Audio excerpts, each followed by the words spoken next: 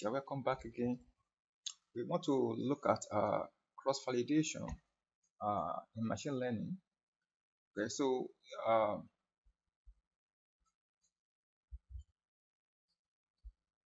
the cross-validation we are talking about is robust techniques for evaluating machine learning methods.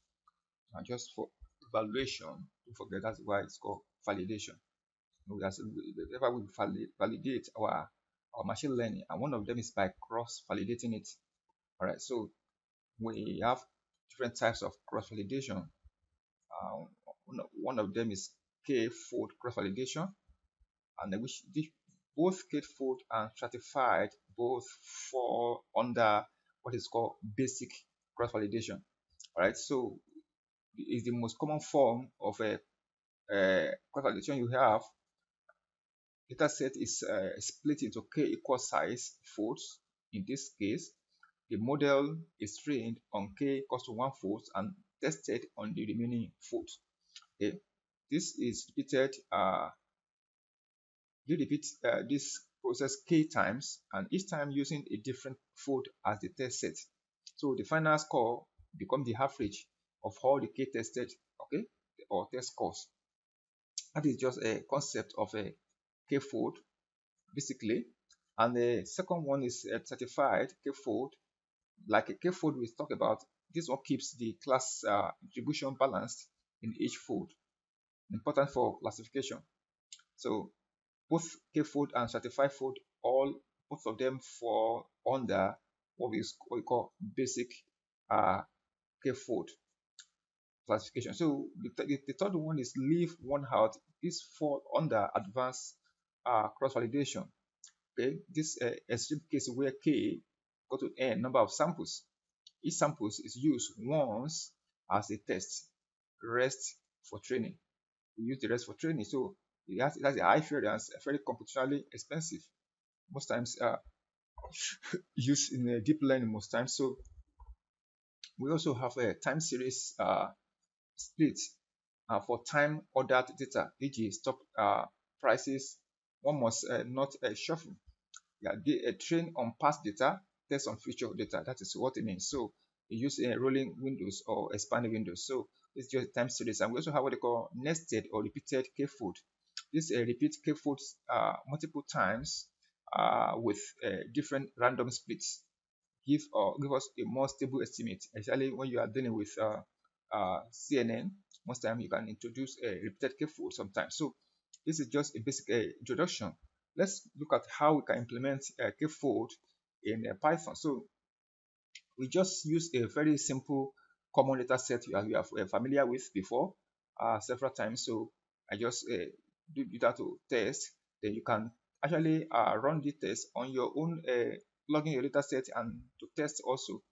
But just to make a general conception, we just use a simple data set here. So we run the data set here. We have our shape data set here. We have 150 features here. I mean 150 observations and 4 features, 4 columns here.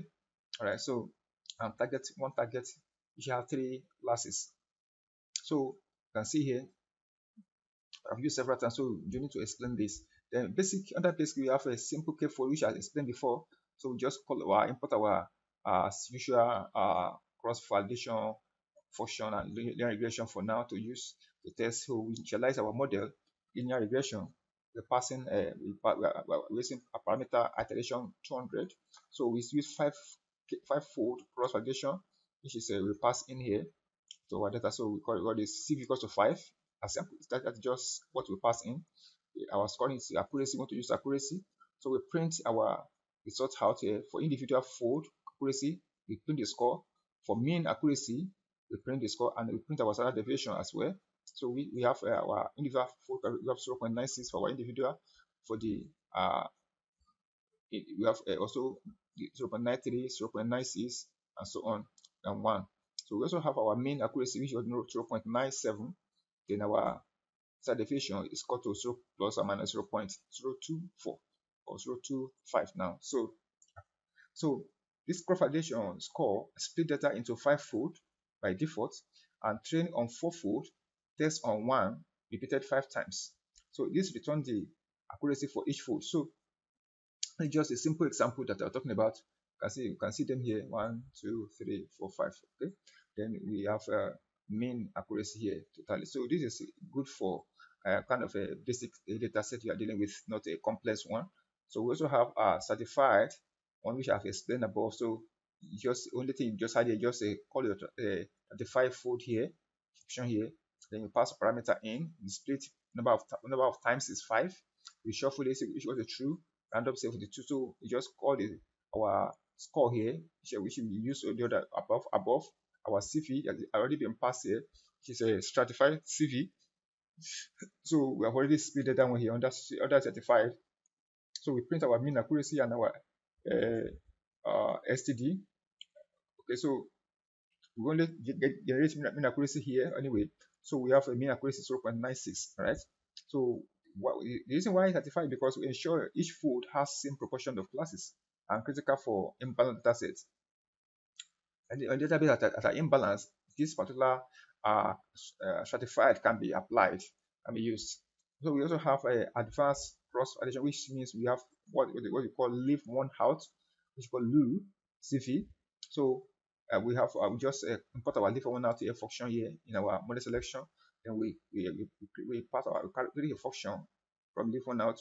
So we pass our data into it as usual. So we print our model score and also print our data valuation here.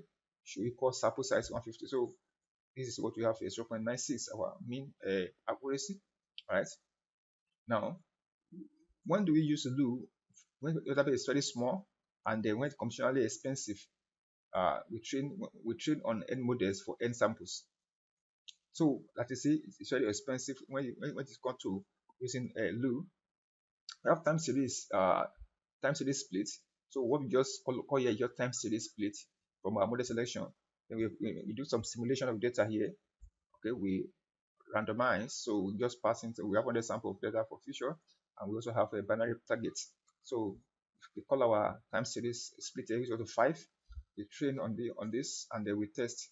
So we now print out our training size. We have training size 20, test size 16, training size 25, and so on. So this preserve temporary order, and the test set are always after training set. Okay, so we also have what you call visualization split. Our visualization of a split here, we can print out our split here. We just generate the diagram here to show how we can apply see the output of what we are talking about.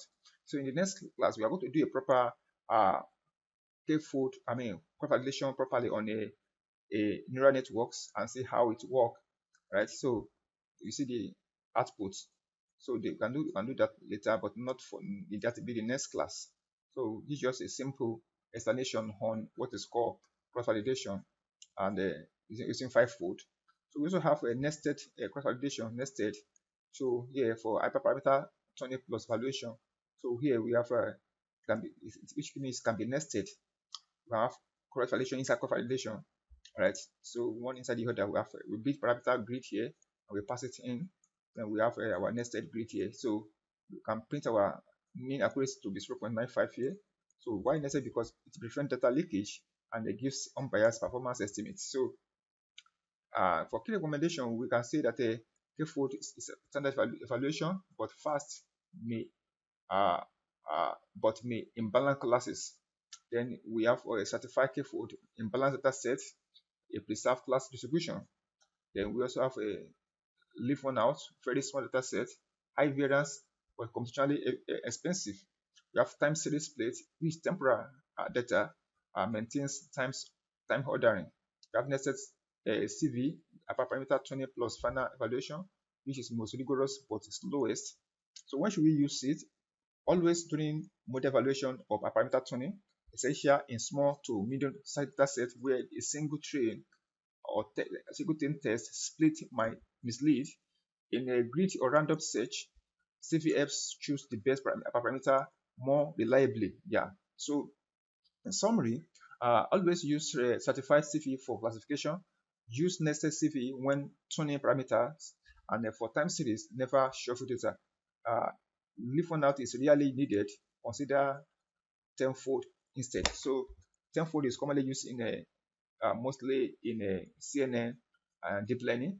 All right, so we will see later in the next class when we'll be applying it properly to a different data set in using neural networks and how it works. So thanks so much for listening.